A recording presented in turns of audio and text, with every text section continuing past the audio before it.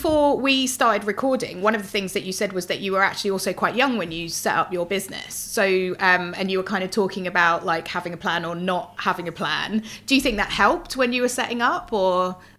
Yeah, I do. Because when you first set up a business, for us, we didn't have a plan, and things were so changeable that I think if we'd had a plan, it would have really rattled us, because we wouldn't have been able to follow that along, and we'd have been failing. Yeah. And then you'd been sort of digging back to try and get to where you were, whereas actually we were very reactive, and we had to deal with everything as it came along. Yeah. And I think that made it more robust almost, because it was like we learned to react to anything.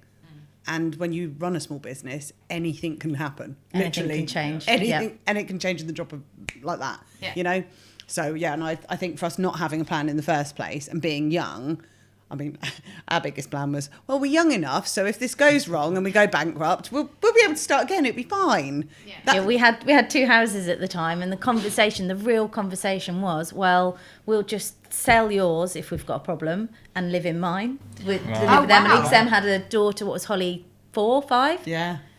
So that was, the very important thing, and she loved Auntie Nikki, so it wasn't a problem if we were all going to be stuck together. So that was a very real conversation. I love worst case scenario plans like that, because they sound like, as you describe it, they sound both incredibly crazy and completely rational at the same time. Yeah. Like worst case scenario plans just always come across like that, don't they? Yeah.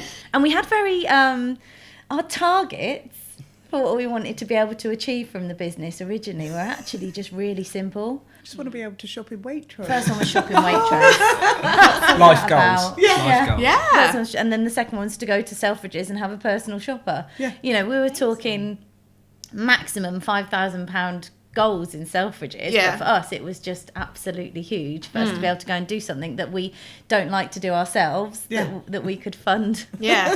Have you done both of those? We Benny, have. you could We always have, say yeah. I need to set a new goal. So starting out, you had some cash behind you. You had your first year's salaries covered. Yes. And then you had your backup plan, which was around, if this doesn't work and we Yes. need some more money, we've got a house to sell between us. So